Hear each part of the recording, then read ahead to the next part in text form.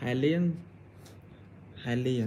داخل النادي الأهلي الكابتن علي ماهر داخل النادي الأهلي علشان يتسلم مهام عمله كمدير فني في النادي الأهلي بدلا من خوسيه ريبيرو مدرب الأهلي الحالي.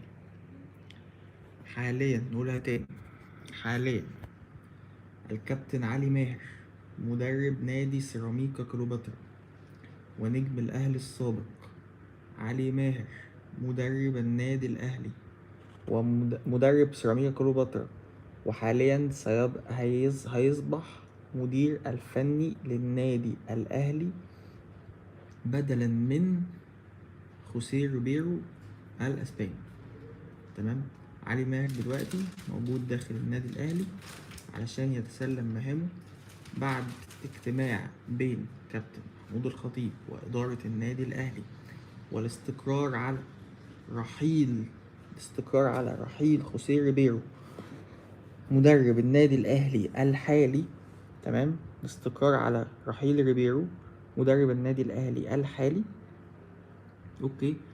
قبل موضوع الشرط الجزائي، لأن أنا قلت لكم الصبح إن ريبيرو لو ممشيش النهارده بكره 1/9 الأهلي هيدفع له شرط جزائي. ليه الأهلي هيدفع له الشرط الجزائي؟ لأن اتفاق ريبيرو مع النادي الأهلي أول 3 شهور في عقد ريبيرو لو الأهلي أقاله الأهلي مش هيديله الشرط الجزائي. بداية من الشهر الرابع هيتم تفعيل الشرط الجزائي اللي هو يبتدي امتى؟ الشرط الرابع لريبيرو يوم 1 سبتمبر 2025 بكرة.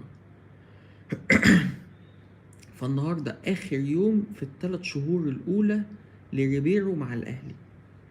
لو الأهلي ما مشاش ريبيرو النهاردة الأهلي لبس في الشرط الجزائي اللي هيدفعه لريبيرو، والأهلي لسه دافع شرط جزائي كبير جدا جدا جدا لكولر، تقريبا حوالي 2 مليون دولار ونص، 2 مليون دولار حاجة شبه كده. فكان هيلبس الأهلي لبسة، كان هيدفع مبلغ محترم لريبيرو لو ما كانش مشاه النهارده. تحس ان خسارة الأهلي من بيراميدز جت نجدة من السماء ماديا للنادي الأهلي علشان ما يدفعش. هرد على كل الكومنتات في الآخر. علشان الأهلي ما يدفعش الشرط الجزائي لريبيرو. تمام. دلوقتي الدنيا في النادي الأهلي ماشية ازاي؟ في كوارث بتحصل، في أوضة لبس ما يعني مضروبة بمدفع، مش ما فيهاش أي نوع من أنواع الاستقرار. تمام. في عقود لعيبة كبيرة جدا جدا جدا مخليه اللعيبة منافسنا من بعض. سيبك من حوار الصور ويقعدوا مع جنب بعض هما التلاتة. يا ابني يا حبيبي، لو الزيزو وإمام وبن شرقي قعدوا مع بعض وفرحانين وبتصوروا الصور، ده شغل سوشيال ميديا. التلاتة بصراحة كانوا بيفرحونا وبيبسطونا داخل الملعب وهم في الزمالك، والتلاتة برضو بصراحة بيفرحونا وبيبسطونا وهم مع الأهلي. تمام. نقولها تاني. مجلس إدارة النادي الأهلي استقر على رحيل المدرب الأسباني ريبيرو، كارلوس خوان ريبيرو، ده معرفش اسمه ايه، خوسيه ريبيرو. بسبب سوء النتائج تم رحيله خلاص، وحاليا بديله جاهز وهو كابتن علي ماهر موجود حاليا في النادي الأهلي مستني يستلم شغله. علي ماهر دلوقتي موجود في النادي الأهلي مستني يستلم شغله كمدير فني للنادي الأهلي بدلا من خوسيه ريبيرو.